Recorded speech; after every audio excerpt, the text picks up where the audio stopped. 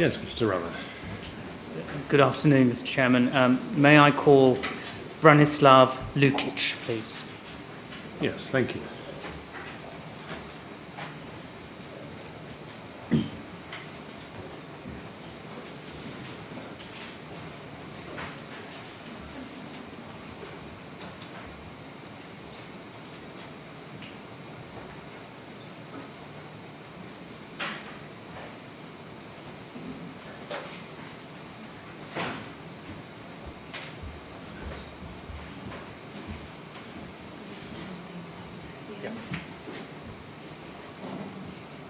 Take the book in your right hand and you put it on for me. I swear by Almighty God I swear by Almighty God that the evidence I shall give that the evidence I should give shall be the truth, shall be the truth, the whole truth, the whole truth, and nothing but the truth. and nothing about the truth. Thank you. Thank you very much, Mr. Lukic. You're welcome. Would you like to sit down and make yourself comfortable there? And just make sure you speak into the microphone. Good. Yes, Mr. Rowland. Thank you, sir. Good afternoon. Can you give the inquiry your full name, please? My full name is Branislav Lukic. Thank you. Mr. Lukic, thank you very much for coming to give evidence to us today. We all know that that's not an easy thing to do, but we're very grateful for your willingness to continue to help the inquiry. I'm going to try and keep my questions short and straightforward, but if I do ask you a question which you don't understand, please just tell me, and I'll try to ask the question in a different way. If you feel you need a break, please let us know and we'll stop. But most importantly, please just do take your time because your answers to the questions are very important. The first thing I need to do is to formally put your witness statement into the record. And can I bring up the first page, please? It's IWS 770 and it's page 1. Just so that you can orientate yourself, Mr. Lukic. This is the first page of the statement that you've made specifically for the inquiry. You can see that it's on the screen in front of you, and you should also, if you prefer paper, have a bundle just sitting in front of you that's there, and it's at tab 1 if you need it. Thanks. Could we go to the last page, please, which I think is page 16.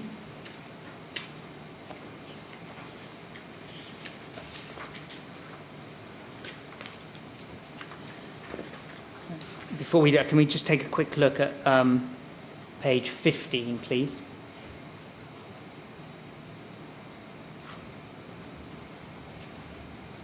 And just expand the bottom there. Can you see, Mr. Lukic, the heading Statement of Truth? And you've written there that I believe the facts stated in this statement are true. Your name appears at the bottom there. And if we go over to the next page, there's a signature and the date, the 27th of June 2018. Can you confirm that that's your signature, please? It is, that's my signature.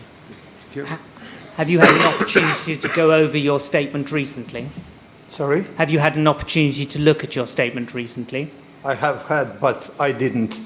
My statement is with me all the time. Well, can you confirm that the contents of that statement are true? It is, yes.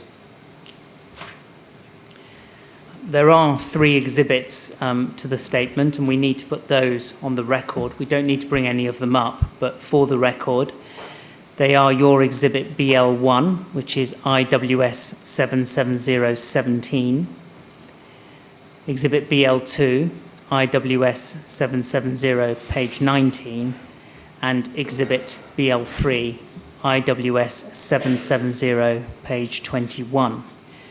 And again, just for the record, these are 2 floor plans and an aerial view which have been marked by you. Could we go back just to the first page? It'll come up on the screen if you prefer, It's okay. whichever way you want to do it. It's easier. And just expand then, please, paragraphs 2 and 3.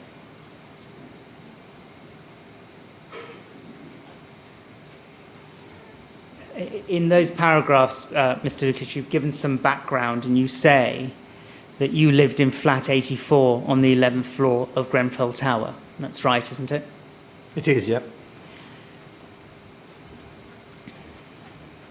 And you had, by June 2017, been living there for about 6 years? That's correct. It was a one-bedroom flat, but in June of 2017, you had a flatmate living with you, That's Miran Lovshin, That's correct too. and he was using the living room as a bedroom. Is that right? It is. How long had Miran lived in the flat by then?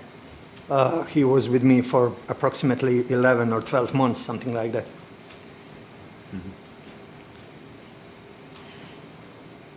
And can we just take a look, please, at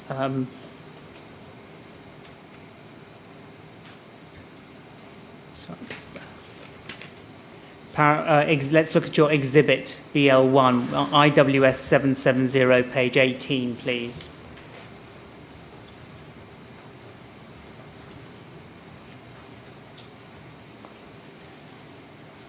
And that's a layout of the floor, of the 11th floor, and you've marked there who lived in which flat. And in particular, we can see that flat 84 is in the middle of the floor, isn't it? It is. Behind the lifts. Yep.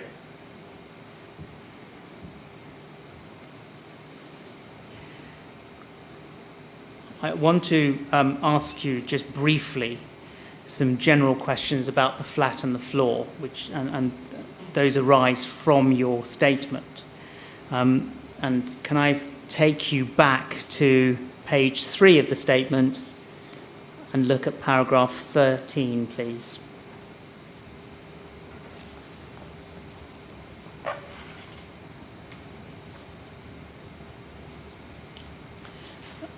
What you've told us, Mr. Lukic, in paragraph 13 is that you remember there being 2 big vents in the communal hallways, which I think were supposed to clear smoke. I remember at one point some people came to inspect them or service them. This was either around the time or shortly after the refurbishment. After this, the vents looked newer than they used to. I don't know whether they cleaned them or replaced some of the parts, but I remember afterwards I would sometimes hear noises coming from the vents. I want to show you 2 photographs, and Mr. Chairman, these are photographs that we've seen before, or the other witnesses. They're not particularly distressing. They're not, but I think obviously everyone can be alerted to the fact that they're photographs of the interior of the tower taken after the fire. But let's look at the first one, please, Mr. Lukic. The reference is BLA 402513.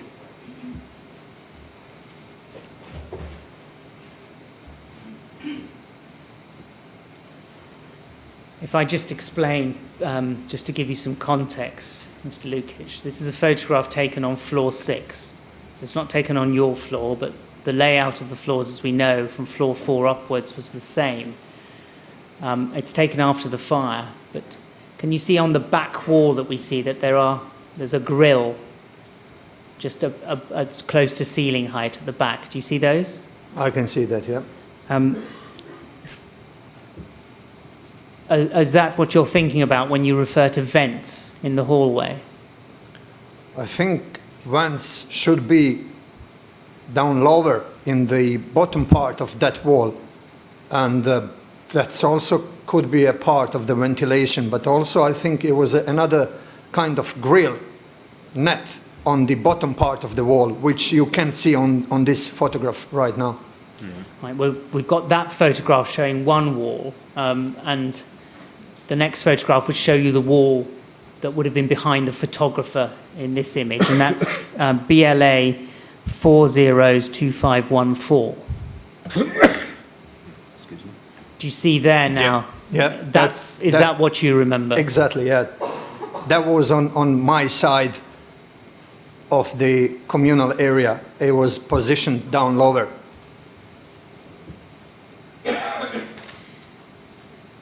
Now, you say in that paragraph that I read out that the 2 big vents were, and to quote you, I think were supposed to clear smoke. What made you think that they were there to clear smoke? In the events of the fire, as what we experienced on the night on the fire in Grenfell Tower, they're supposed to do some job as they made to do, but unfortunately they didn't do a lot. Did anyone explain to you how these vents were supposed to work? No. No, this is all just my vision, what they're supposed to do, but unfortunately, as I said, they didn't.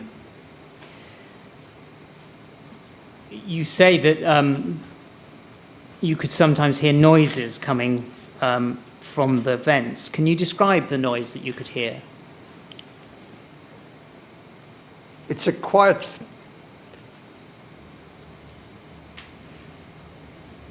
similar to the electric engines. It's a kind of, you can hear the kind of what's supposed to work as a ventilation.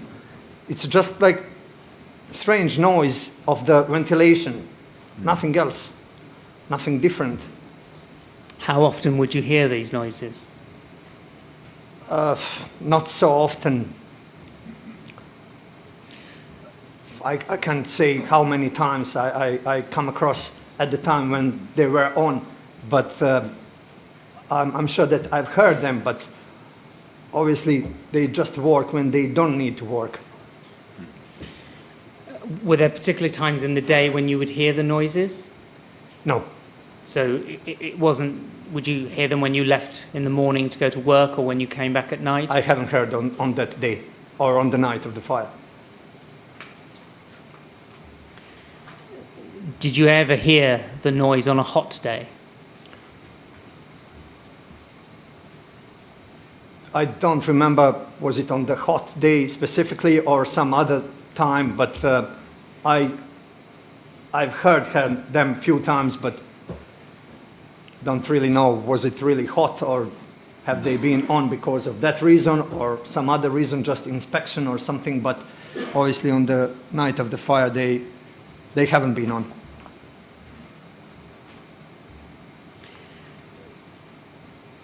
You've referred and mentioned ventilation. Did you know, and what we're looking at when we look at that photograph is the communal area, isn't it? Which some people describe as the landing. Is that right? It is, yeah. This is the communal area, which is same on each floor. But did you know, before June 2017, did you know how the temperature on the landing was controlled? I didn't know. Were there ever times when you found the temperature on the landings to be uncomfortable? Maybe during the summertime, during the very hot days, which is a normal thing to get a bit hotter and warmer than usual, but nothing really unusual. But on those days, did you ever hear the sound of fans No, when you were on the landing? no, Did you ever feel the movement of air? no. Before we leave that photograph, you can see on the left-hand side of the picture, there's what looks like a cupboard opposite the lifts. Do you see that? And it's got a blue sign on it. Yeah, I can see that. In your statement, and we'll come to it in due course, you refer to a storage cupboard. Is that what you were referring to? This is the cupboard which was covering the gas pipes and some other installations. Was there any other cupboard in the storage, in the communal area that you remember? Nothing except another one which was a chute for the rubbish compartment. So, Thank you. We can see also in that image that there are lights in the ceilings. Were they always on your landing, even late at night? yeah, most of the time, yeah. Well, let's go back to your statement, please, on page 5.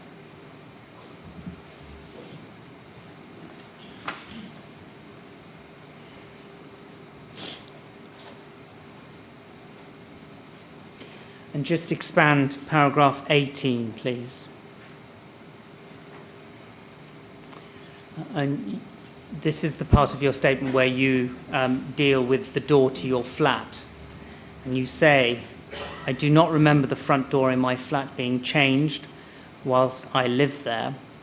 I do remember that it did not close automatically. You had to push it shut after you entered the flat and pull it shut when you left. So can you just help us with this? How easy was it to open or shut the door? It was very easy because door closer wasn't operating at all. So every time when I'm opening door, in order to close them, I need to push them back. So it didn't close itself. And was it just a case of when you were leaving to go to work, for example, that you would just, was it fairly easy to pull it shut? Now, it was always the case, like every time if I open the door, I have to close them, so they're not going to close itself. And did your door have a letterbox in it? Do you Yes.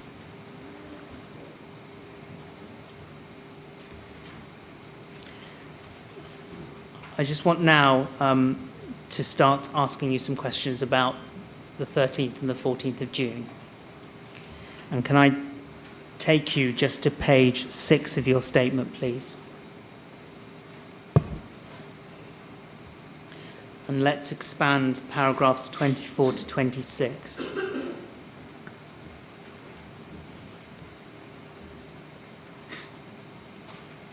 You begin, Mr. Lukic, on the 13th of June. You say you had a relatively normal day before going to bed on that night. You'd been at work all day, you came home, you were tired as you'd done a lot of driving that day. And when you went to sleep that night, your flatmate, Miran, hadn't come back yet, had he? Is that right? It is, yeah.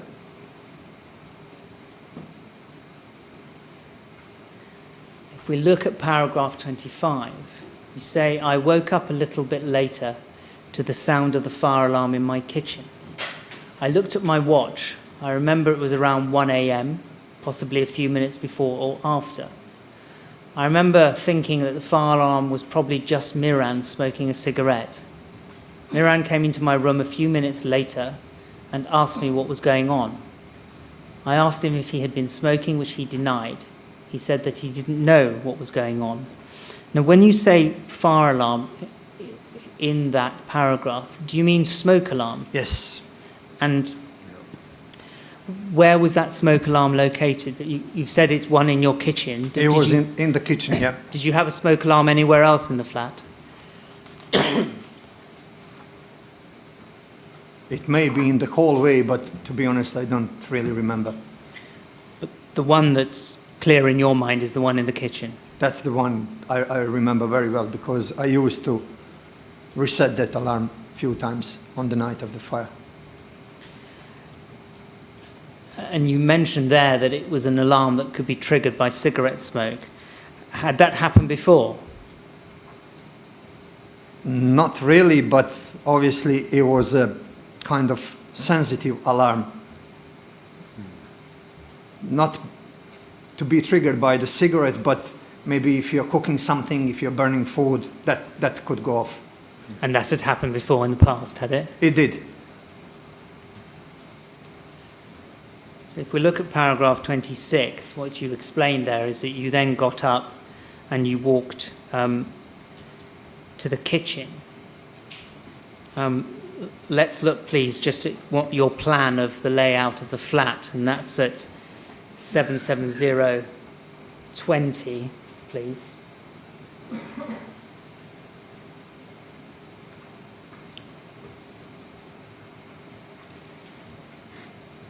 I think if we just orientate yourself, number 1 on that plan was your bedroom. Is that right? It is, yeah. And then 3 is the kitchen, and Miran was using the living room, number 4, as his bedroom. That's correct. And so to get from your bedroom, you would have to walk out into the hallway and then through the door into the kitchen. Is that right? Not really into the kitchen. I can go straight from the hallway into the living room. As you can see, there is a door from the hallway into the room number 4. It's a direct access. Also, it could be accessed from the kitchen. There is as you can see, the cross in between 3 and 4. There is no wall. It was open space. So also to the kitchen. But we can see, I think that it looks like there's 2 doors in the hallway, one that leads to your bedroom marked 1 and one that opens into the kitchen. Was that another route into the kitchen? Yeah. So in effect, there were 3 routes that you've pointed out. You could go from the hallway through that door. You could go through the living room. And Yes. if you were already in the living room, then where there's that cross, you could just walk through that open space. Is that right? It is, yeah. You can walk in between living room and kitchen. There is no doors. It's an open space.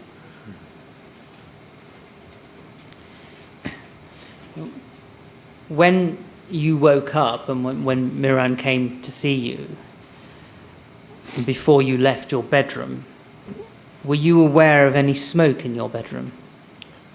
When I got to the kitchen, the small alarm, as I mentioned, as a fire alarm, but actually that's the smoke alarm, he was on already. And what crossed my mind at that time, as I also mentioned, I was thinking he was smoking. He was kind of pretending he doesn't smoke, but I was also pretending that I don't know about that.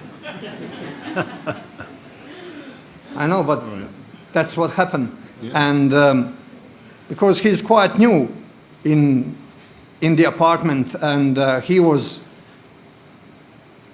afraid and scared what's happening, because even if he was smoking before, fire alarm never got off because of the cigarette, because of the smoke of the cigarette. And at that time, I didn't know really what's going on. I reset alarm a few times, but every couple of seconds or minutes he goes off again. So I reset alarm, I remember, 2 or 3 times in order to try to find out what's going on. Why is he going off all the time?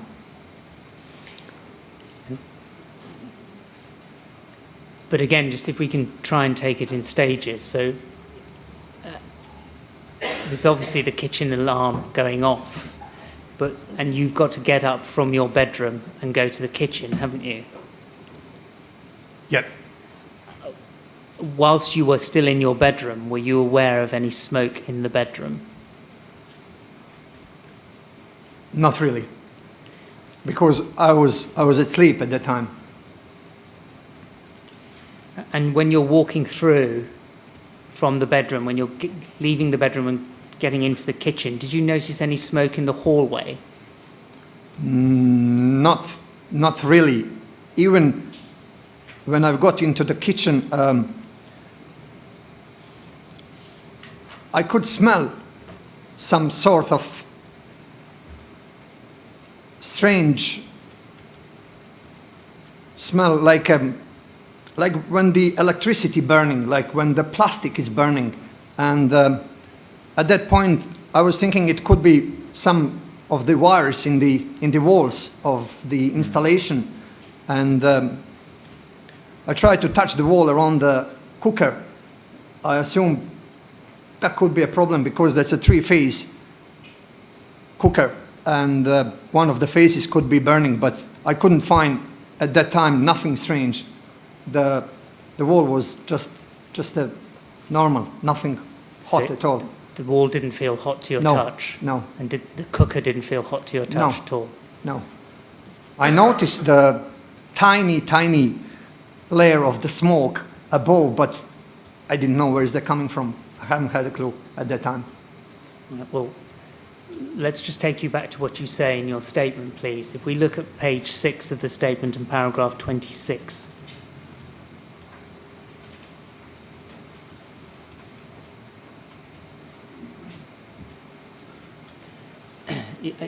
I won't read it all out, Mr. Lukic, because you've explained some of what you did when you went to the kitchen already. So I'll just pick up some parts of this that I want to ask you about. So you've gone to the kitchen. Do you remember whether Miran came with you? He was with me. He was in the kitchen, actually, trying to find out, same as myself, what was going on. And what you've described there is you realise that you've turned off the fire alarm, but you say, I turned around and realised that there was some smoke in the flat. Not a lot, but enough to make the fire alarm go off again in a minute or two after we had turned it off. It was a very thin cloud of light grey smoke. It looked like cigarette smoke. It was all floating around the top of the room just below the ceiling. I could smell the smoke, but only just. Just so that we can be clear, which room are you referring to here? That was in the kitchen. Right. So when you went to the kitchen, you couldn't find anything wrong, nothing felt hot, but what you did notice was light grey smoke floating at the top, just below the ceiling. Is that right? It is, yeah. And at that time, I didn't know where is that coming from. Even at that point, I was still thinking that that's the cigarette smoke. But unfortunately, I was wrong. And did it smell like cigarette smoke in the kitchen? No. Was the smell more, like you said, like an electric burning smell? Yeah. And was it very strong smell? Not really.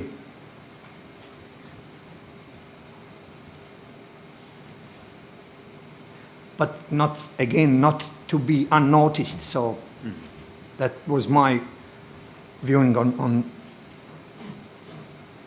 in regards of that.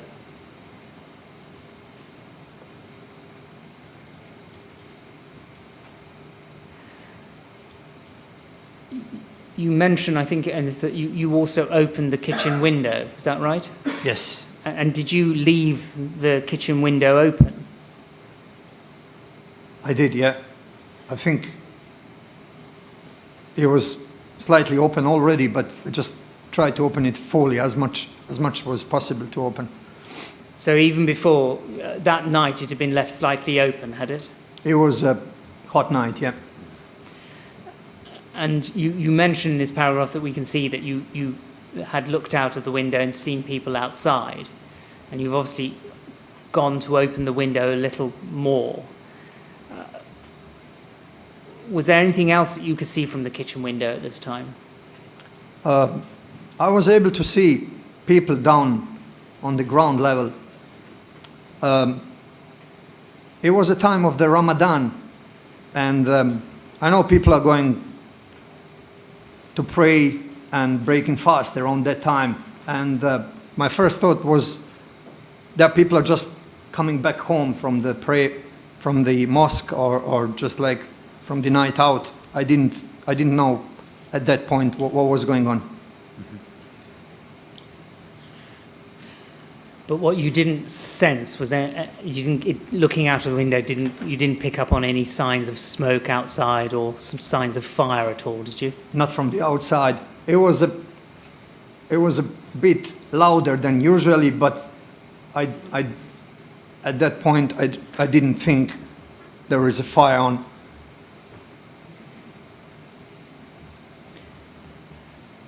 Maybe I didn't pay enough of attention what was going on.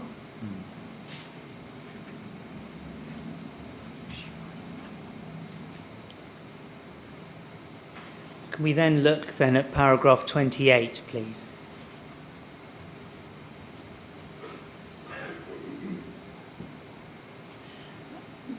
You begin that paragraph by saying Miran had walked out of the kitchen by this point. I'm not sure when.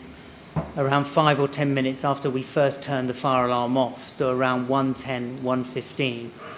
Now, by then, what has happened is you've woken up, Miran and yourself have gone to the kitchen. By then, how many times do you think you'd have to turn the fire alarm off? 3, 4 times. Even at some point, it wasn't even possible to turn it off because he kept going all the time. So But what hadn't happened was, had there been any change in the conditions in the kitchen? well, I mean, like, once you try to turn it off again and again, and he goes off, I mean, something is happening, but I didn't know what was going on. Thank you.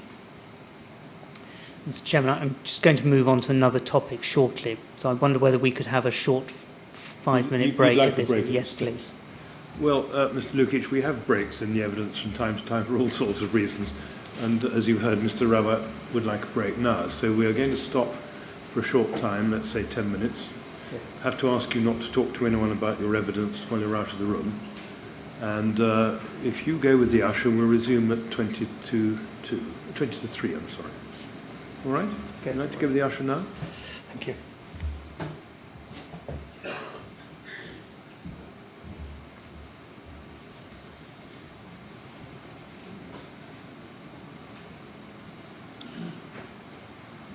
Right, 20 to 3, please.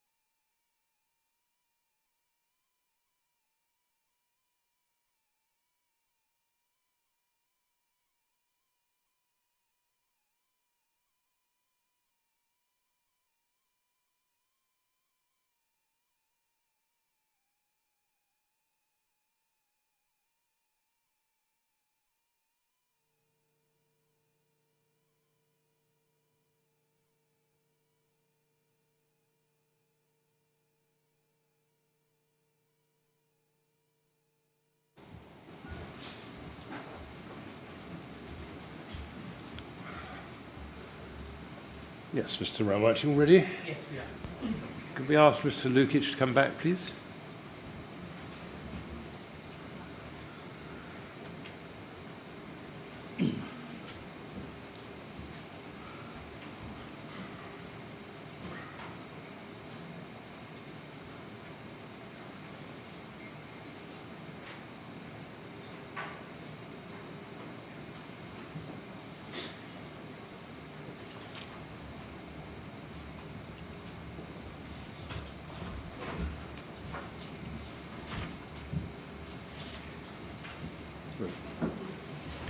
All right, Mr. Lukic, ready to carry on? Yeah.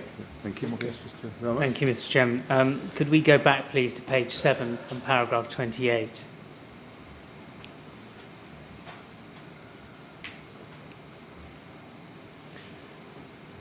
Mr. Lukic, if I pick it up from Miran opening the front door to the flat, and what you say is the whole flat seemed to fill up with incredibly thick, black, acrid smoke within seconds.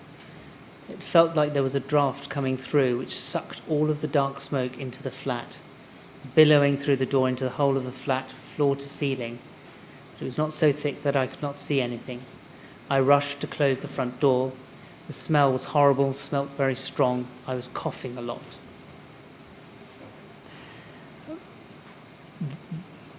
The smoke was obviously very different from that which you had first noticed in the kitchen, wasn't it? It was very different. And before Miran opened the door, had any of this black smoke come into the flat at all? No. You've described what it looked like. Did it feel hot at all? By the time when he went to open the front door, I was probably in the kitchen. I didn't even know that he was going to open the door. He was just curious to find out where's the smoke coming from. And when I realized there was a smoke, black smoke pouring into the flat, I just rushed to the door and closed it. I presume because windows have been already opened and the draft was pulled in because windows are open, and then he opened the front door and that even soaked the black smoke faster, and it was just something unexpected. And what I did after, I pulled some towels from the bathroom, trying to close the door and trying to protect the area around the door as much as possible. And you see that you say at the end of this paragraph that worked to an extent. The smoke stopped billowing through in from the hallway, but there was still quite a lot of smoke around the flat. So had that black smoke then got into other parts of the flat, into the living room and the kitchen? Yeah, it was, yeah, because I think my door on the bedroom was closed at that time, and the smoke came through the hallway into the living room. And it's a very narrow hallway and very small, so it's easier to fill up with that smoke from the communal area. And you described it as horrible and smelling very strong. Can you help us at all with what the smell was like? What did it remind you of?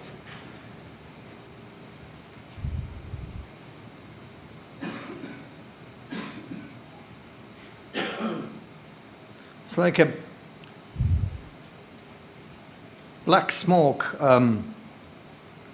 which is similar to one once you are burning tires or something. What can make you invisible around?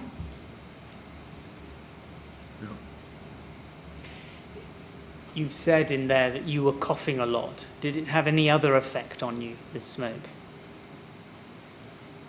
No, it was just probably my automatic reaction on the amount of the smoke which came in. Obviously, it wasn't same to breathe in that condition as in regular condition. That could be a reason. But at that point, it wasn't nothing serious to be choked by death smoke. I understand. Miran had opened the door. You moved to close it. In doing that and shutting the door, were you able to see anything of what was happening in the landing area? No, do you mean in the communal area? In the communal area? No. Did you have any sense whether the lights in the communal area were still on or not? No, no, at that point. So is that no, they weren't on, or no, you didn't see? I didn't see. It was even worse than in the flat, but I didn't see at that point. I didn't even look at my point was just to close the door as soon as possible and block it to stop the smoke to get through.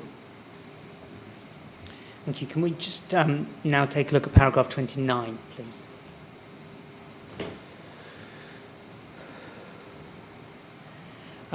You explained then that, Mr. Lukic, that what you did to try and clear the smoke was you broke the clasp on the kitchen window so that you could open it more fully. Do you see that? Yeah. And that cleared the smoke, and then you poked your head out of the kitchen window. When you did that and looked out, could you see anything that indicated that there was a fire?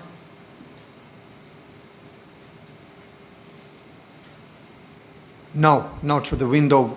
What I realized at that point, there was more and more people down on the side of my building, and then I noticed something is happening. At that time, I didn't know how serious was the fire, and I didn't see any smoke from outside, and I also didn't see any flame from the outside at that point. But was it at that point that you decided that you ought to leave the flat? Wasn't really in the beginning of that time, because I didn't know how serious fire was. I didn't even know I assumed there is a fire in the building, but I didn't know where exactly. Is it below or above? Or I didn't know how serious and how fast fire was spreading. I'd like to just show you a different plan now, and just to ask you again questions about layout.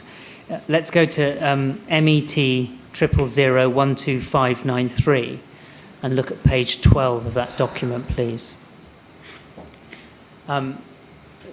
Just so that you can understand, Mr. Lukic, this is a plan of the fourth floor, but it works as a plan for every floor above. So this would be the layout of your floor as well. And we can see flat 84, the flat fours are in the middle, would be the middle flat on the left-hand side as we look at the plan. So tell me if this is right or wrong. If we look at that plan, and if we could just expand the middle section, please, so that we've got flat 4 in the communal area.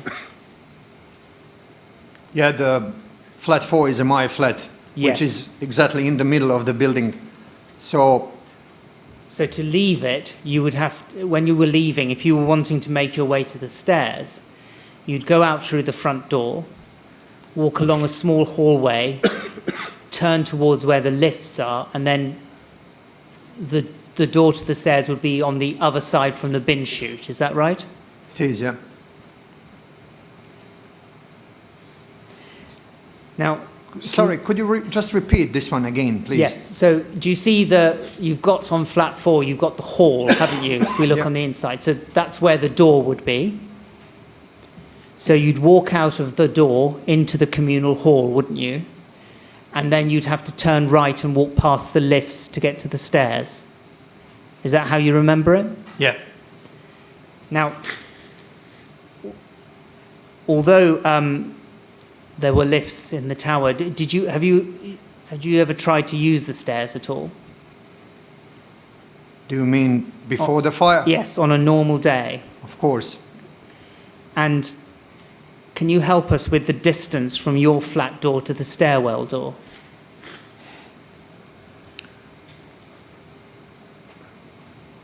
You know, in a regular circumstances, you don't pay attention to the distance from my front door to the stairwell.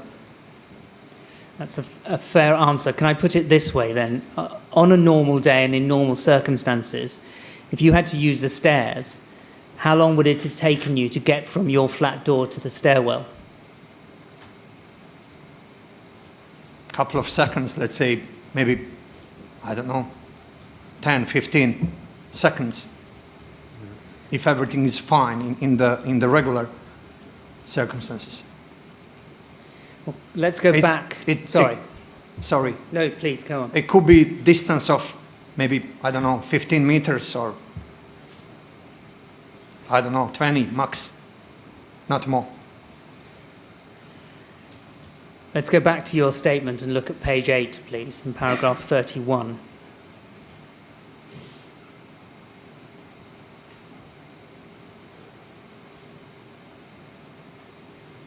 So can we have 30 and 31 so that we can just understand the context?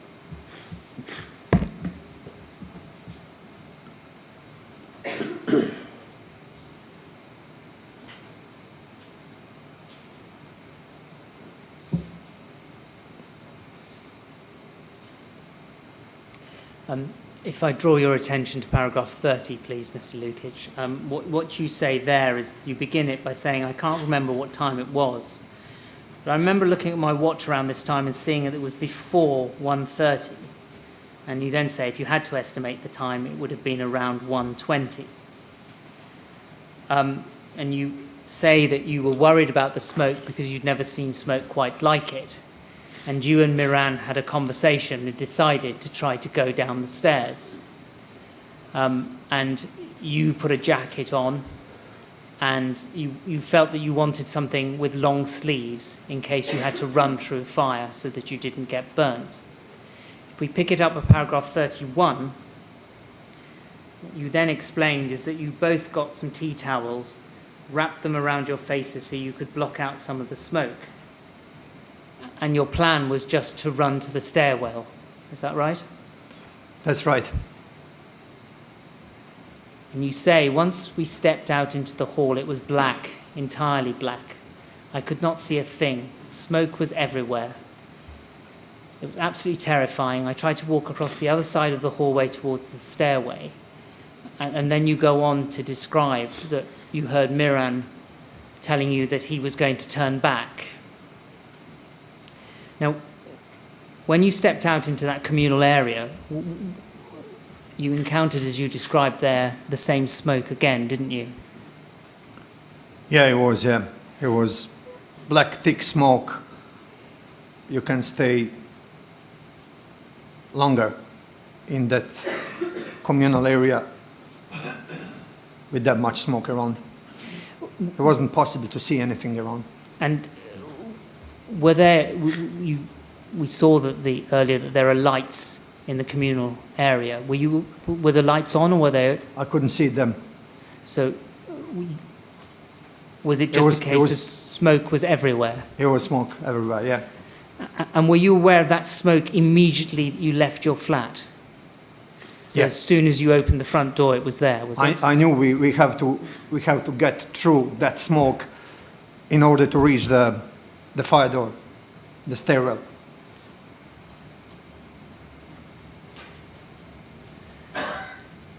But I didn't know we're going to get lost in the smoke. I didn't think that would happen at all.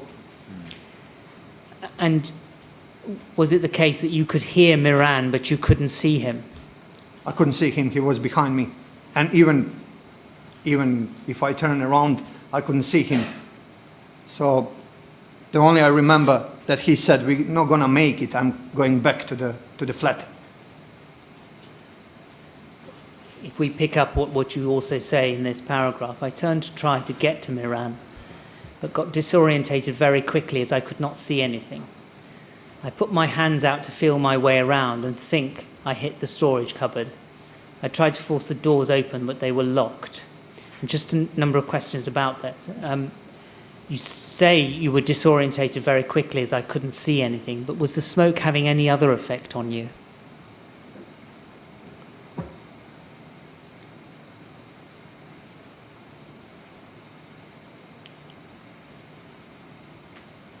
He had, yeah. I was in a fear. I was panicking. I couldn't find the way to the fire door. Also, that thick smoke is choking you. You can't breathe properly, so you can't stay, I don't know, as long you can hold your breath. That much you're safe over there.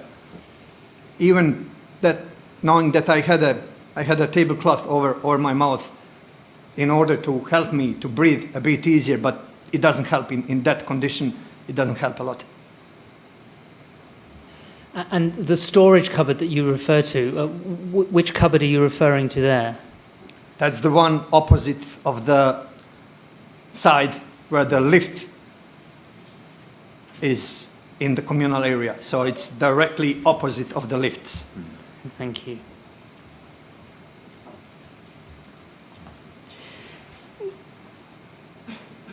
If we carry on, and I'll carry on reading, you then say, thinking back to it, I could have felt my way towards the stairs to the right, but instead I felt my way to the left towards the room with the rubbish chute. I don't know why I was confused, disorientated and terrified. I was finding it really difficult to breathe and was coughing over and over. I realized it was less smoky than the hallway I could see in front of me. The smoke was grey in the chute area compared to the dark black in the hallway. I could breathe a little bit in there compared to the hallway where the smoke was so acrid that I was unable to take a breath. When you were in that rubbish chute, in the bin chute room, did you sense any kind of movement of air in the rubbish chute room?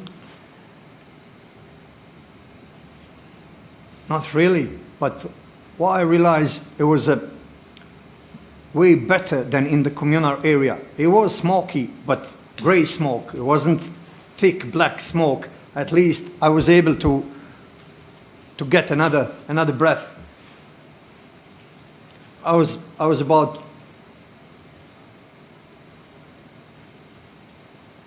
already running out of the breath before I reached the chute area, the rubbish compartment.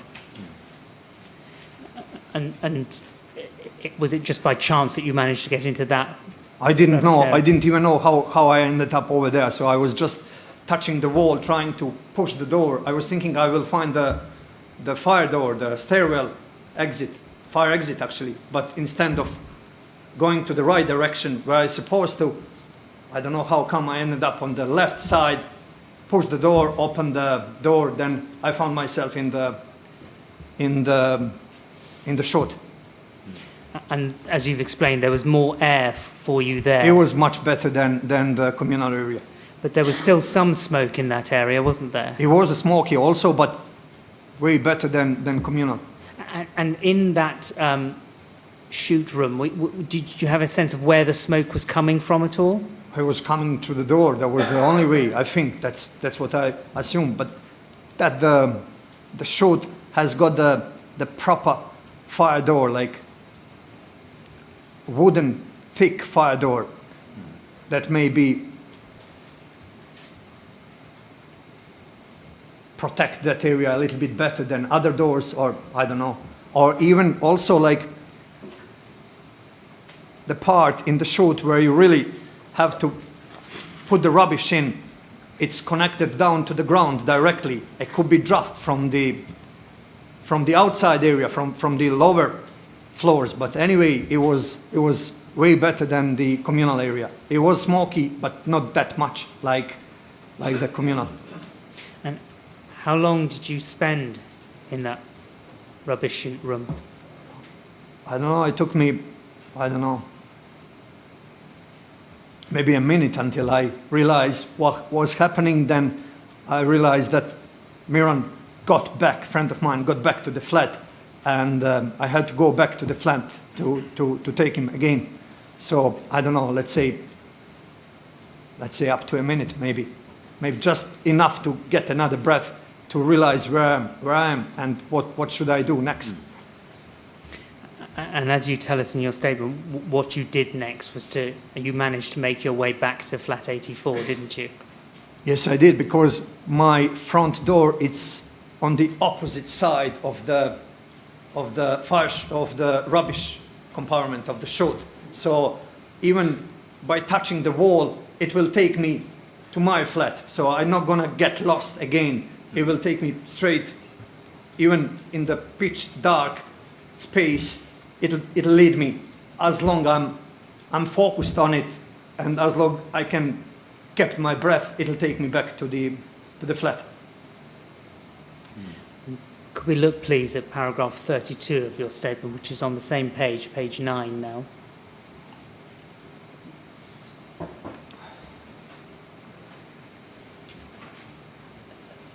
I won't read it all out, but what you explain here, Mr. Lukic, is that having got back into the flat, you ran across to the kitchen window, and you were sticking your head out of the window to try and look around and down for the fire. And what you say is that this was the second time you'd looked out of the kitchen window, wasn't it? It was probably, I don't know, maybe third or fourth time, but then I realized something serious is happening. So even experience that communal area with that much smoke, and then even seeing more people outside at that point, I realized something's happening, something serious is happening. What you couldn't see from that kitchen window at this point, even after having come back from the communal hallway, there was no sign of fire or smoke outside, was there?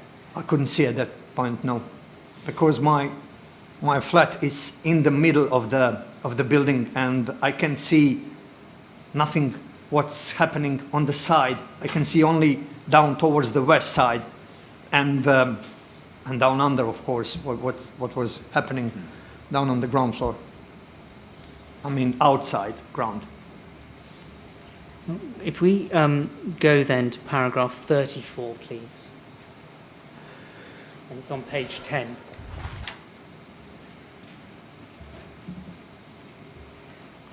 Again, I won't read it all out, but what then happened is that you had a discussion with Miran, and you decided to make another attempt to leave your flat. Is that right? I was trying to convince him, because at that point he didn't want to do, because we got lost first time, and it was very difficult for both of us to find out what to do next. I was confused also, because he didn't want to. I was about to try again, but then again I was confused, unknowing what's the really right thing to do, to stay in or try again. But luckily I convinced him to try again. And what you say, if we pick a look at the second half of that paragraph, you told him that our plan would be to feel our way to the rubbish chute, and from there to feel our way to the stairwell. I remember him saying that he did not know the building as well as I did, and he didn't want to do it. I told him that I would lead him and that he would not get left behind. I said we would either stay together or get out together. And then you told him to grab some things and to get some water from the fridge and get ready to go. Can you remember where you were when you had this conversation with Miran? We were next to the window. And was that the window in the kitchen? Window in the kitchen and the window in the living room are not far away from each other, so we probably try to find out each of the windows what's going on in order to get more information. People down on the ground, they already have been shouting on us in the building to get out of the building. There was a fire on, but I couldn't see. Fire was behind me. At that point I didn't know how big and serious fire was. We look, please, at paragraphs 35 and 36.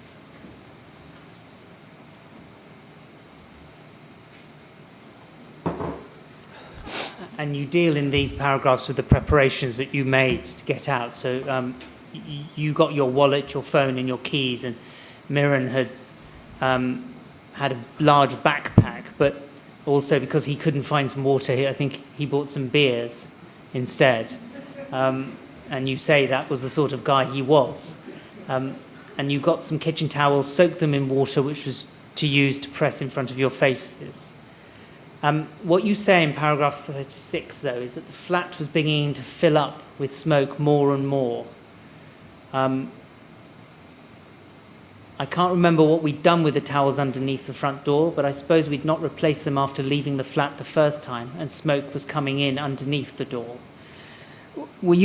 So that's the front door. Were you aware of smoke coming in anywhere else in the flat?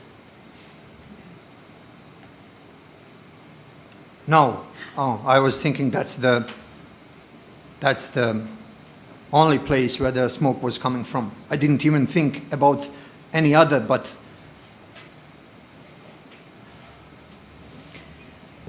that part was the more serious part where the smoke was coming into. I didn't even pay attention, is it coming through somewhere else, but it was enough of the smoke to get through the door, not even to try to find out where else it's coming from. What you say about the smoke that was coming in was that it was not as thick as it was in the hall, and that's the communal area, isn't it? Yeah. It was a light grey colour, and you could see through it a bit easier. It was all around us, though, from floor to ceiling. Now, you described it as being a different colour from the smoke that you'd encountered when you went out into the communal area. Do you remember any other differences about the smoke that was coming in? Was there a difference of smell, for example? It's exactly same smoke, and the only difference was it wasn't that thick as the smoke in the communal area. Also, one of the reasons why it wasn't so thick and black, the windows have been open all the time, and even with the smoke, what was in the apartment already, I was trying to get rid of. So at least we were able to see through that smoke and even to breathe properly on the window.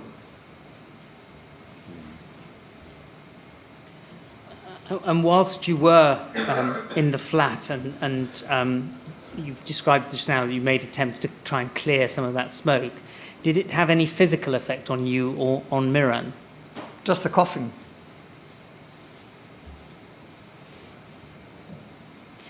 We were able to see each other and to carry conversation in between us. What are we going to do next? But just the smoke wasn't Could we look regular. at paragraphs 37 and 38 on page 11, please?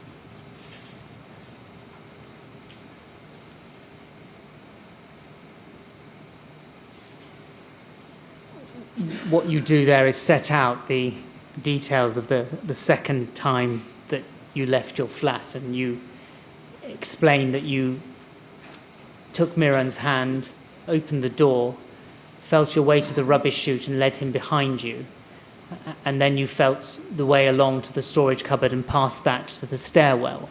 So did you stop inside the rubbish chute, or did you just keep going? No, we didn't stop second time. We just kept going. But there was a kind of my direction to go straight, and then, from that point, there is no left anymore. It's just a right. So just to go around the cupboard in order to find the fire door, fire escape.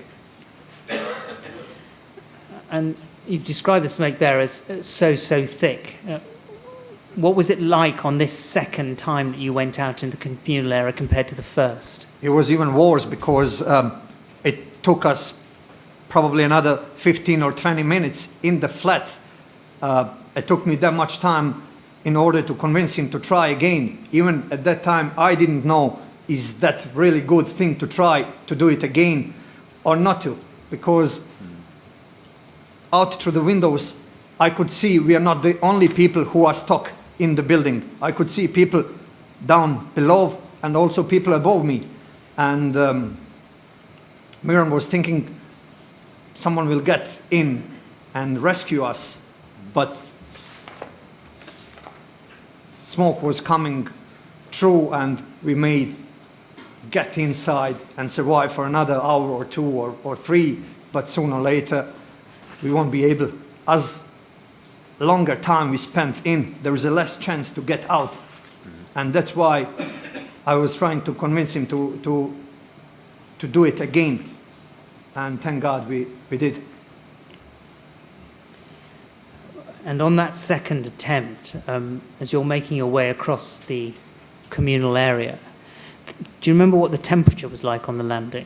It was hot smoke. It was way worse than first time. And when you got to the stairwell, and we see that in paragraph 38, you say when we arrived at the stairwell. Do you remember if the door to the stairwell was open or closed when you got to it? I think I had to push them to open.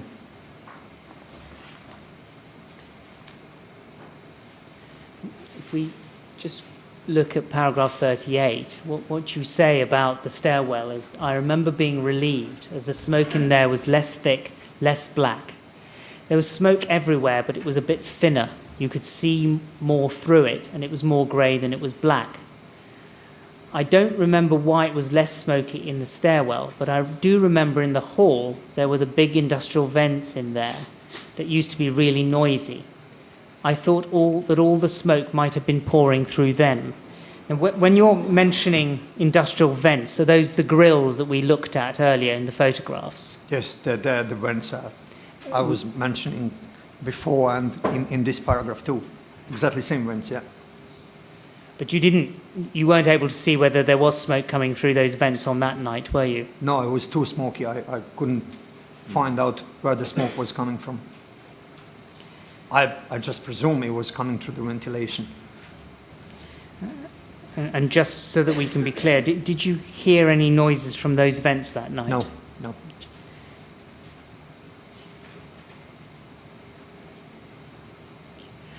Mr. Chairman, I'm going to move on now to discuss about events in the stairwell. But before I do that, could I ask just for another short break, please? Yes, well, if you'd like one, we'll I have would, one. yes, please. Yes, well, there we are, Mr. Lukic. Mr. Rabat would like another break. So we'll all have another break, and we'll come back at 3:25 and resume the questions then, if that's all right for you. Yes, okay. All right, well, would you like to go with the usher? Thank you very much.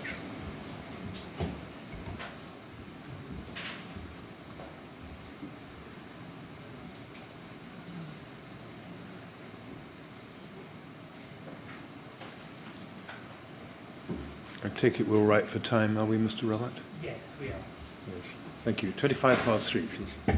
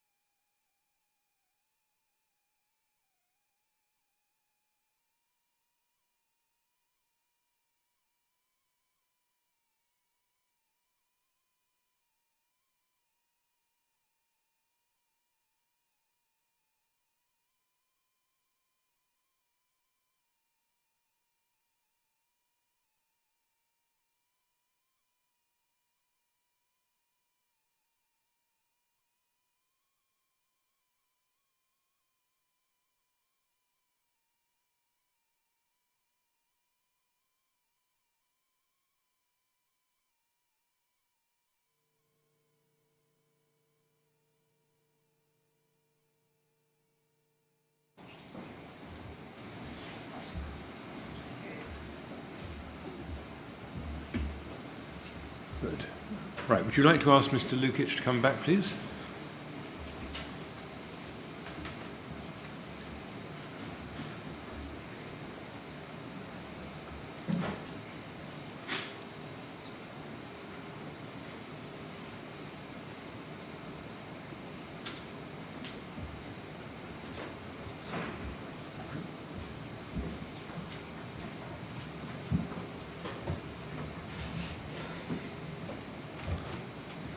Right, you happy to carry on, Mr. Lukic?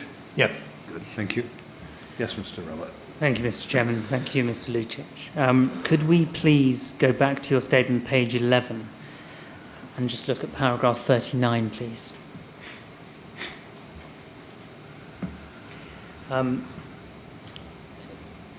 Before we had the break, you told us that you remember just pushing the stairwell door open and getting into the stairwell. And if we pick it up at that point, you say you let go of Miran's hand and we ran down the stairs. Now, what were the conditions like in the stairwell as you started going down? It was much better than in the communal area. It was smoky, but grey smoke, not like a black thick. We could see each other, we can breathe even, like we can communicate. So it was way better than the communal area.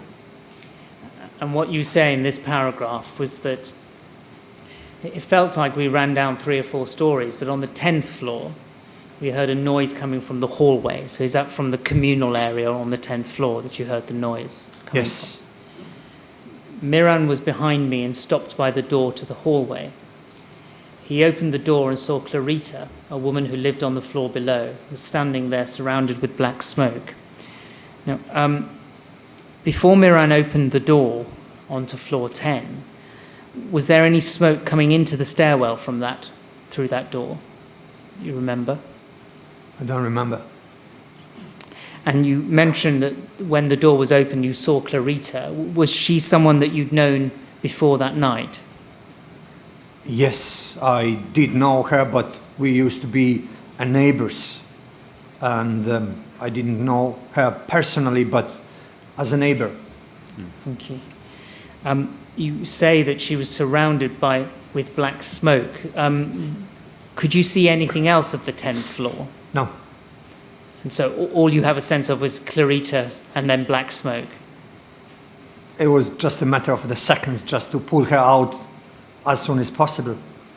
I haven't even paid attention what was like condition on the 10th floor. So I assume, it was a black, but I didn't had the time to inspect how black and smoky was over there.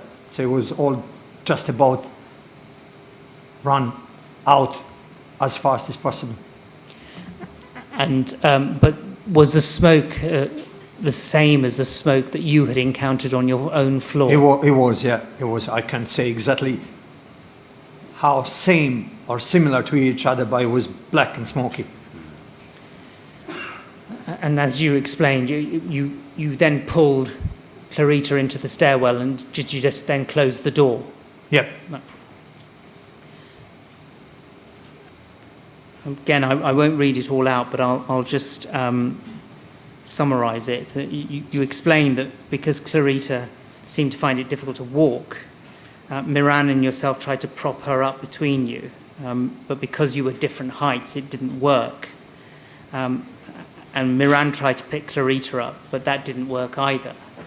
And so you said that you would take Clarita, and you picked her up, put her over your shoulder from the front like a fireman's lift, and you then started walking down the stairs as fast as you could. That's correct. As you were walking down, did you have any sense of people walking down the stairwell from the floors above you? There's no people at that time. So you couldn't. I couldn't hear anyone. So apart from the 3 of you, as far as you were aware, there was no one else in the stairwell. No one. If we look, please, at paragraph 40 on page 12.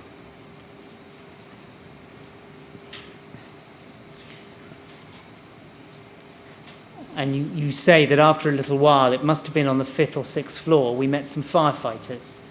My immediate thought was that these were the first people we'd seen on the stairs. I thought that everyone must have escaped by now and that we were the last out. The firefighters had masks on and were pulling hoses up the stairs. There were 5 or 6 of them. Do you remember if the firefighters had any doors on the stairwell open? I don't remember that. What would- I remember lots of hoses on the stairs, crossing each other. But I don't remember that any of the doors were open, or maybe I didn't even look around. Can you remember what the conditions were like in the stairwell when you met the firefighters? It was smoky, but not bad again as a communal area. It was okay even to breathe through that smoke. You could see pretty much everything. As you came down from your floor, the 11th, down to the 10th, and then carried on down the stairwell, did the conditions in the stairwell change at all? I had a feeling as lower I was getting down towards the exit of the building, it seemed as a bit clearer than the above floors. So I just assumed because it was directly connected to the outside area where you can get more draft or more fresh air. I didn't even know at the time where the fire was, what floor, what condition of the fire was. Let's look at paragraph 41 now.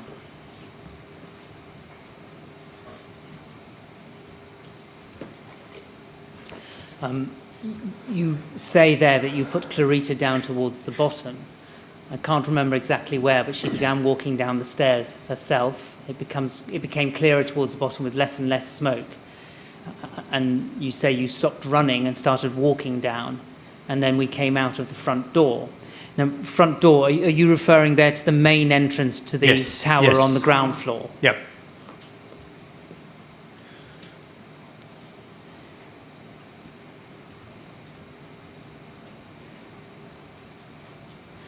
Now, if we look at paragraphs 42 and 41, they're on pages 13 and 42 and 43, please. They're on pages 13 and 12 and 13 of the statement.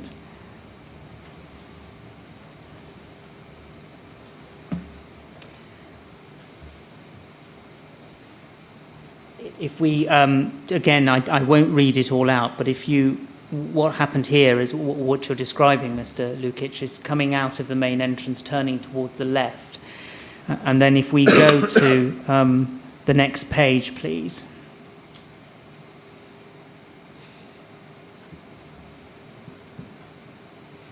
And just expand 42 and 43.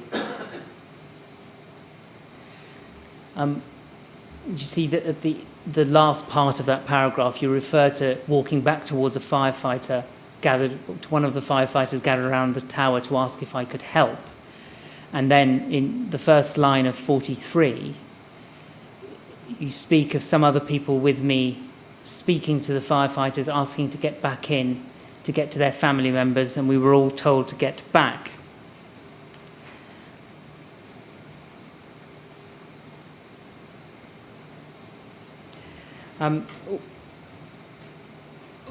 When you had the contact with the firefighters, can you remember what time that was, approximately?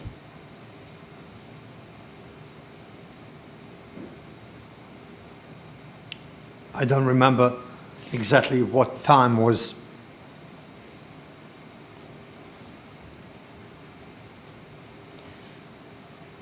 Was it fair? Can you remember how soon after you left the tower that you offered to help, made an offer of help to a firefighter, and also saw people speaking to firefighters? I'd say it was like as soon I left Clarita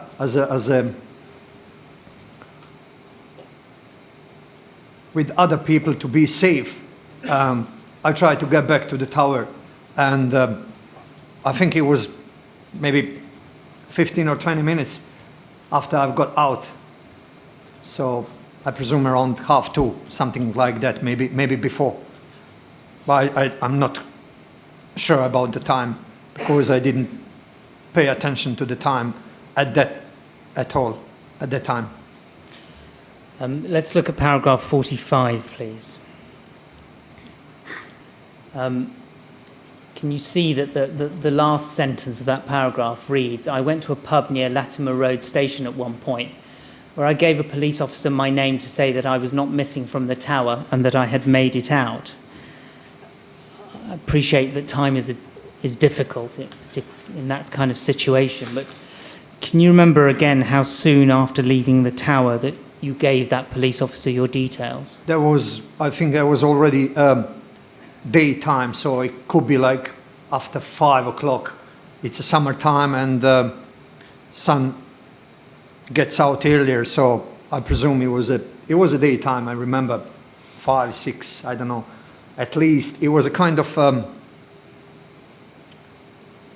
information point just to find out who made out, who stayed in the tower at that time. It was just,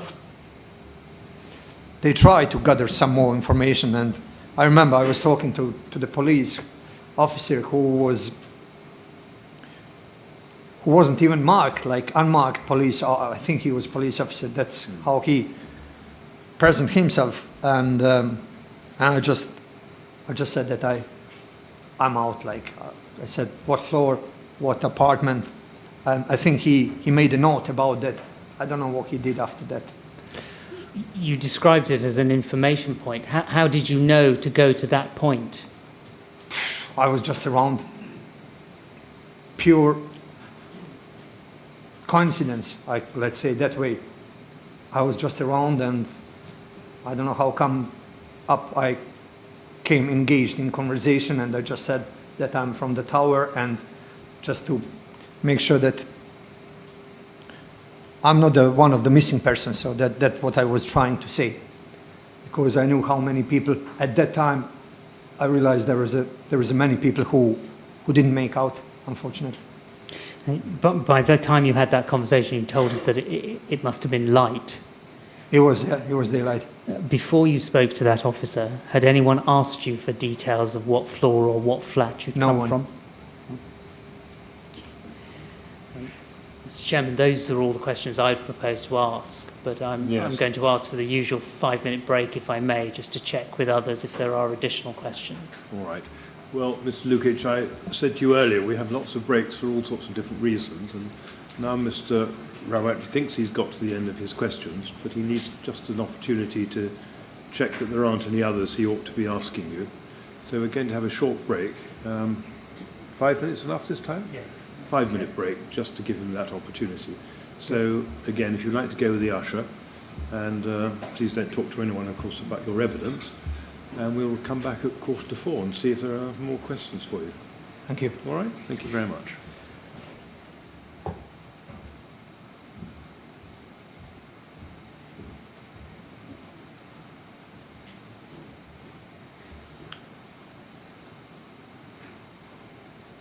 Right, Mr. Rabbit, I'm going to say 3:45, but if it turns out that you need more time, just let the usher know. Thank you.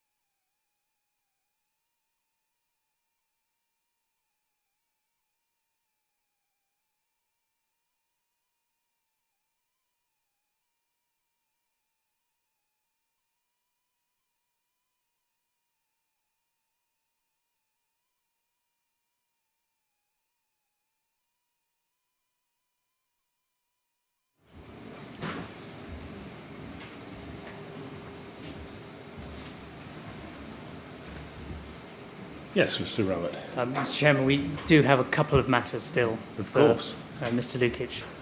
All right. Well, could we ask Mr. Lukic to come back then, please?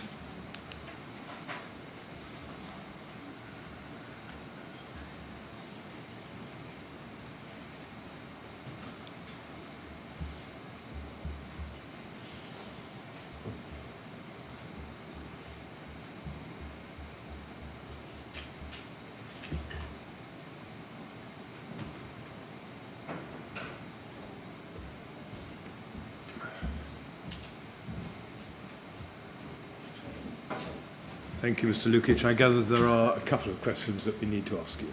So, yes, Mr. Robert, when you're ready.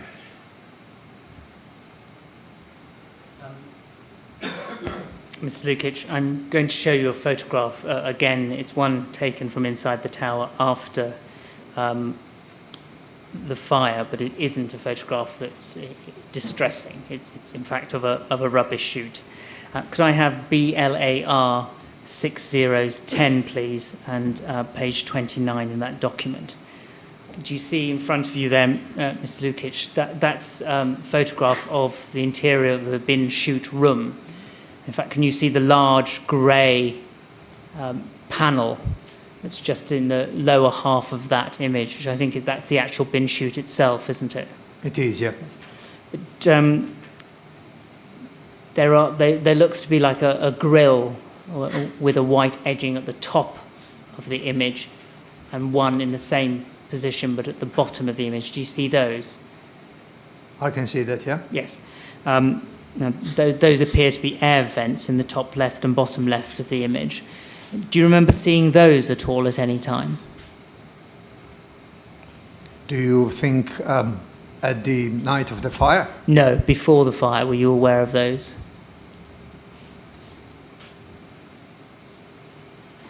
I'm not quite sure, to be honest. Maybe I just didn't pay enough of the attention to realize they were there. But on the night of the fire, when you were in the bin chute room, were you aware of any air coming into it at all? Not really. All I was aware about the chute, there was a less smoke than the communal area. And that probably even helped me to be where I am today. Can I take you now back to when you left the 11th floor with Miran, and you told us that you pushed open the stairwell door and you both then went into the stairwell. Do you remember if the stairwell door on the 11th floor closed automatically after you? I think it does. Do you remember whether it closed on that night?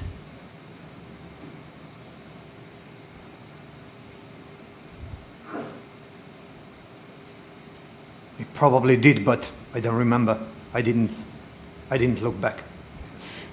Do you have any recollection of either yourself or Miran pushing the door shut? Not really. Just the final matter, please, Mr. Lukic. We've all read your written statement. That's going to be published now. I'd like to say thank you for the way that you've answered my questions today, but putting aside the content of your statement and also the answers that you've given us, is there anything else that you saw or heard on the night of the fire that you think it's important for the chairman to know?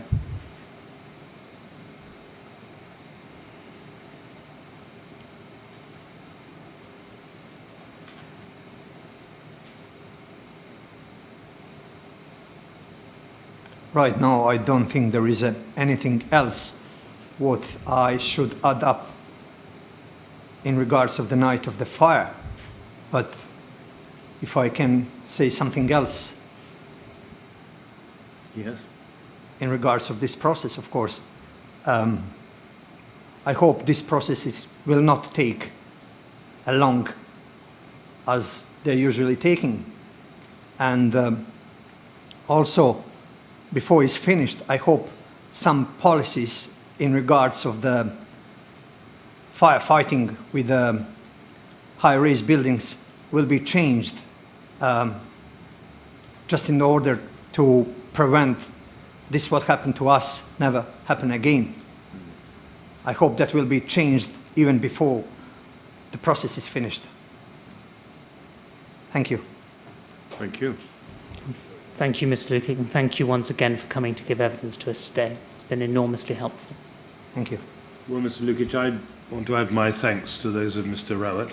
It's really important to us to hear from those who were in the building at the time, because only people like you can describe the conditions that were there, and we need to know about that.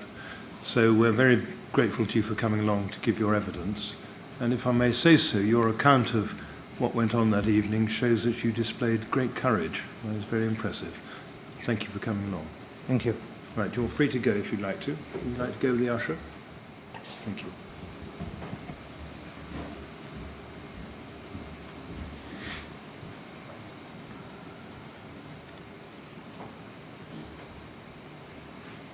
Yes, Mr. Rawat. Mr. Chairman, before we conclude today, I would like to put onto the record two statements. Yes. The first relates to the evidence that we heard this morning, and the second to the evidence that we've just heard this afternoon. Yes. And if I could do that now with, first of all, the witness statement of Edward Defan, Yes. which I'd like to put into the record. The reference is at IWS 50169.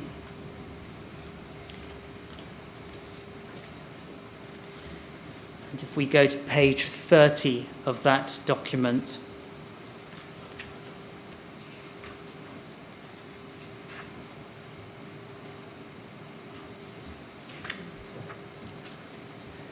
we see that the statement is dated the 15th of May 2018, signed by Mr. de Fernden with a statement of truth.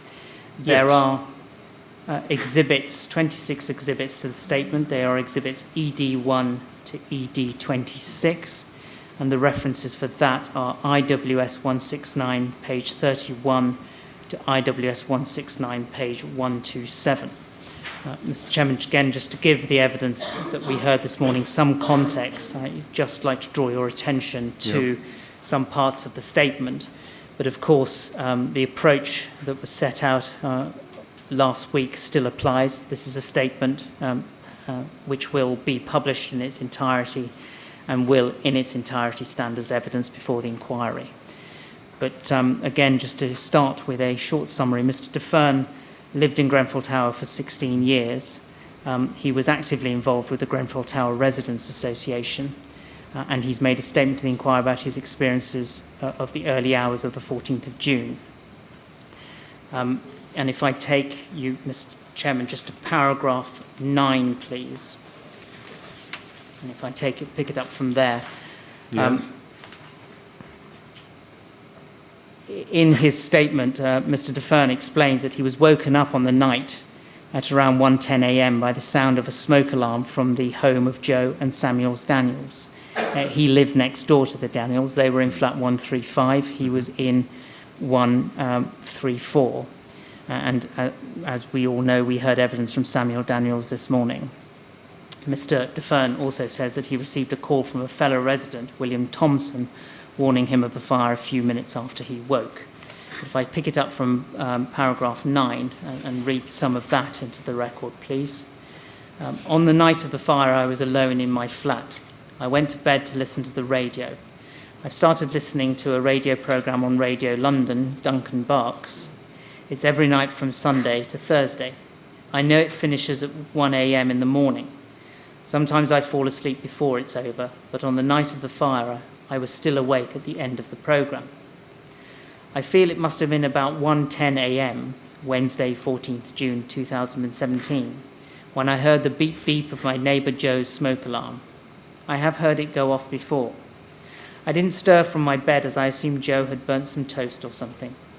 I do have a smoke alarm in my hall, which was installed by the London Fire Brigade maybe 4 or 5 years ago, but I didn't hear my alarm. And to the best of my knowledge, it was Joe's alarm that I heard. I don't know when the fire alarms in my flat were last tested. That's not to say that they weren't. It's just that I can't remember if or when it might have happened. I then heard someone, I don't know who, shouting. With that, I got out of my bed, put on some pink shorts, and went to have a look at what was going on outside. I went to the front door of my flat. I expected to see my neighbour stood outside his flat, but instead, as I opened my door, a gush of thick, swirling, acrid smoke came rushing into my flat. It wasn't a small amount of smoke either, but loads of smoke. The door was open for just 2 or 3 seconds, and only about 3 inches wide before I instinctively slammed the door shut again. I saw that the whole hallway outside my flat was full of black and white smoke all mixed together. My initial instinct was to stay in my flat. There had been a sign by the side of the lift which gave fire safety advice, which said to remain in your flat. I'm not sure if that was in the back of my mind or not. However, I didn't have time to contemplate what I should do next because my mobile phone started to ring. It was Willie Thompson. Willie told me to get out of my flat, and by the power and strength of his voice, I knew not to argue with him and to just leave. I immediately went to my bathroom and dampened a lime green towel with water.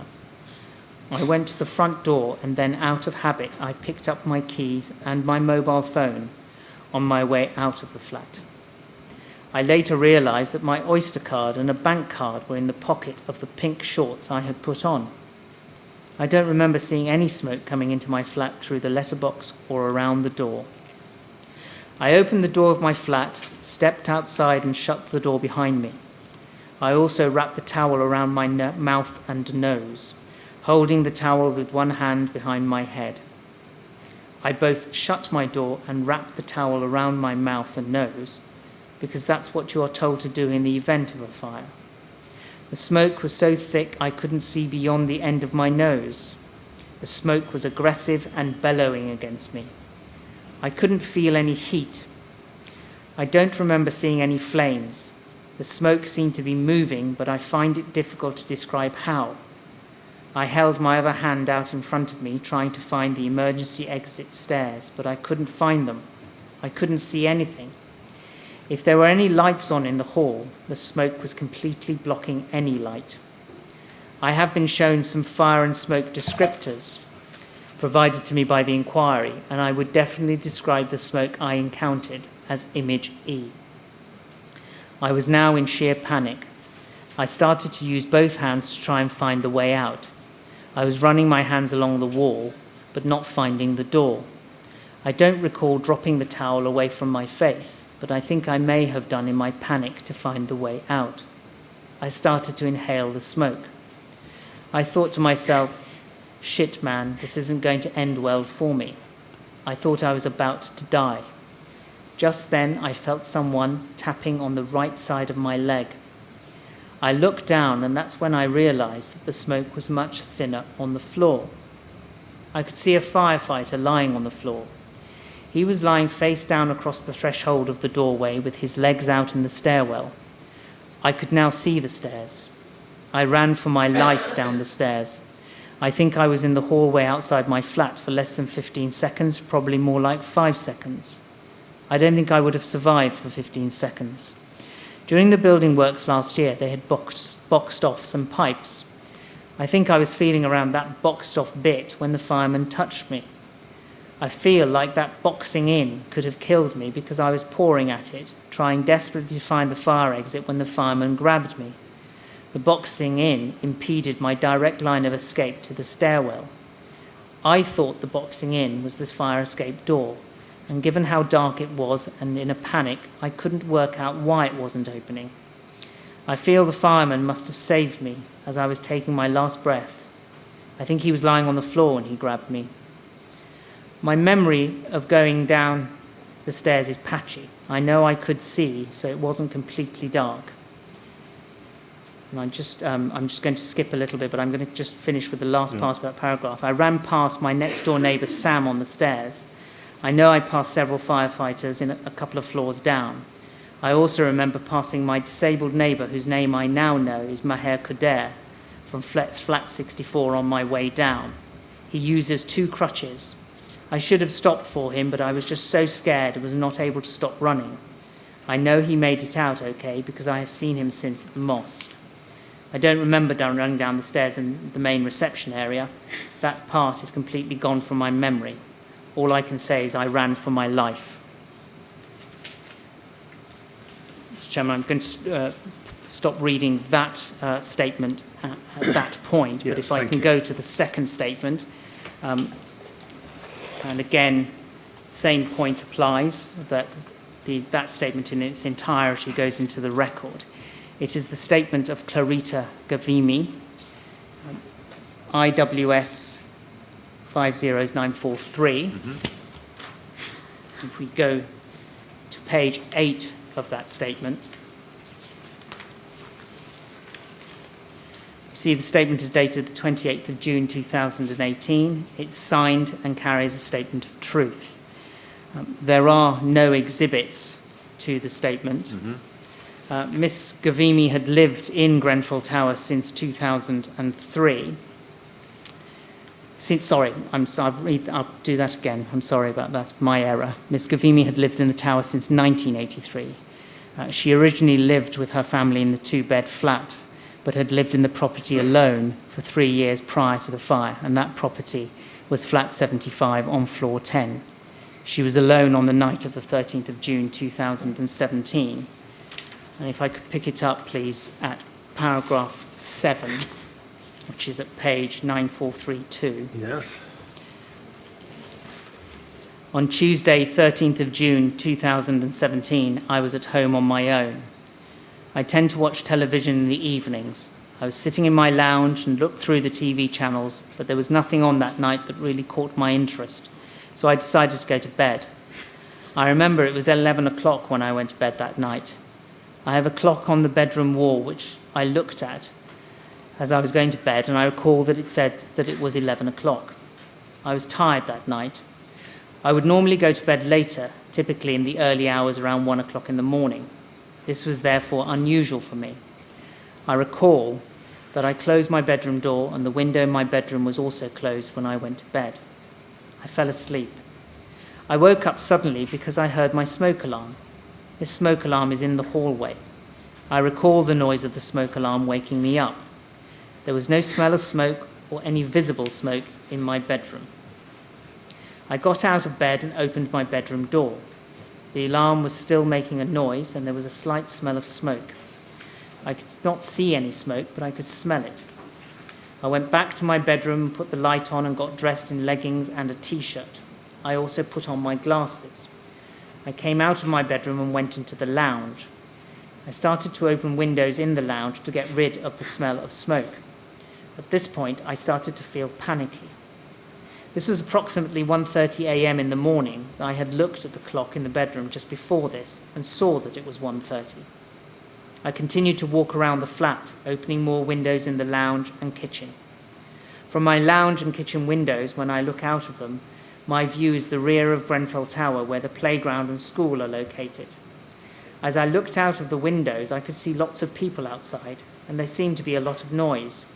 I do not recall seeing any firefighters or police at this stage, but as my view is the rear of the tower, this may explain why. I believe most of them would have been at the front of the tower. I remember looking out of my bedroom window where I could see the flames coming up the corner of the tower. The flames seemed to have moved diagonally across the tower and then upwards. I went to my front door to open it. When I opened the door, I saw that the communal area outside my flat was pitch black and smoky. There was no one else there. I closed the front door as I felt that I would not be able to get out in those conditions. I did not call the emergency services. Instead, I opened more windows in the flat. I could hear people shouting from below, get out, go to the fire exit." I also heard people shouting, "Get out, the building is going to collapse." I decided to ring my son Darius. He lived locally with his wife and children. I rang Darius on his mobile phone. It went to voicemail. I then thought that he was probably asleep because of the time.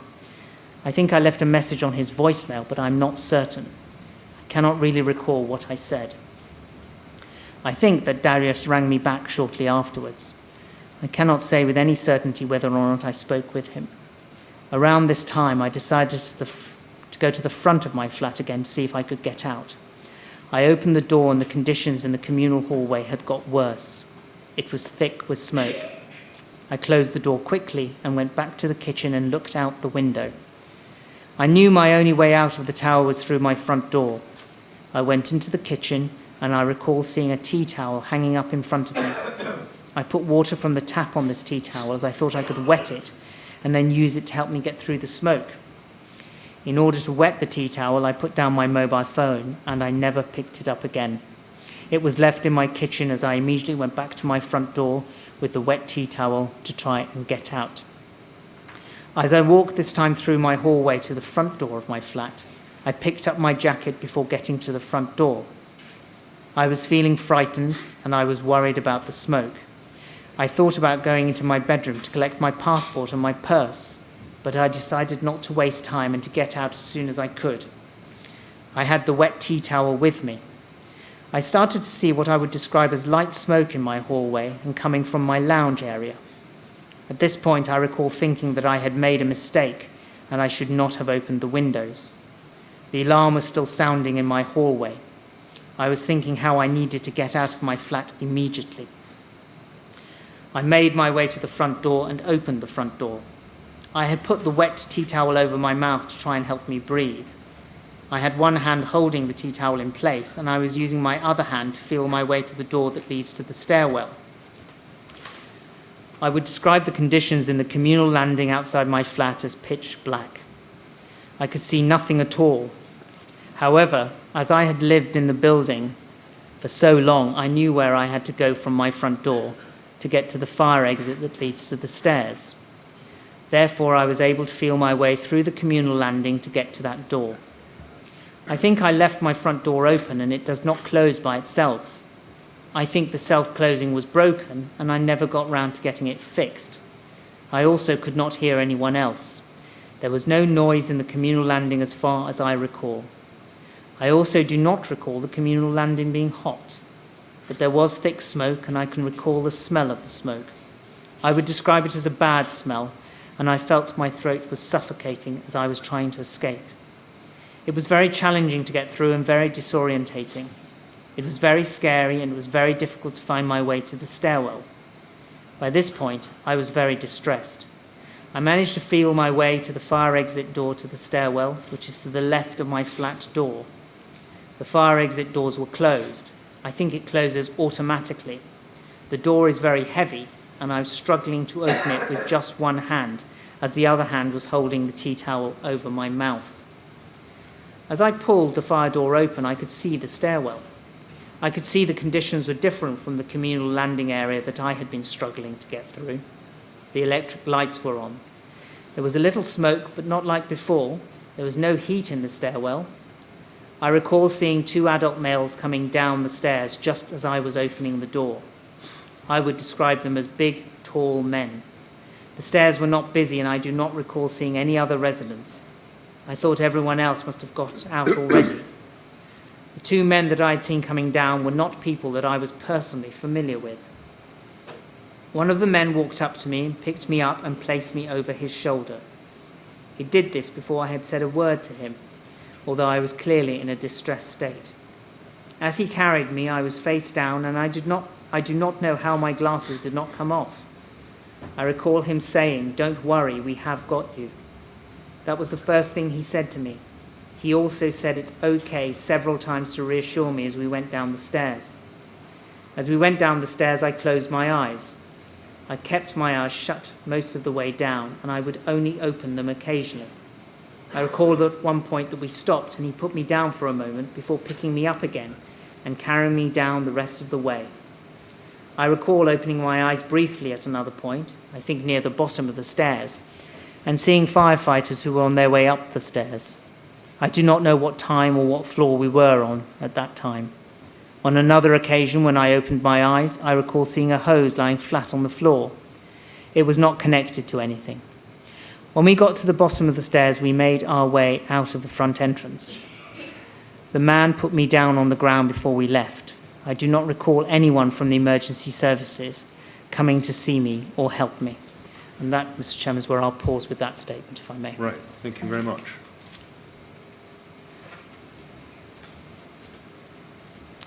That's the work of today, Mr. Chairman. There are 2 witnesses listed for tomorrow, and with your permission, if we can start at 10 o'clock with the first Yes. witness. Good. Well, thank you very much. Well, in that case, we'll break now for today, and we will resume at 10 o'clock tomorrow morning. Good. Thank you very much.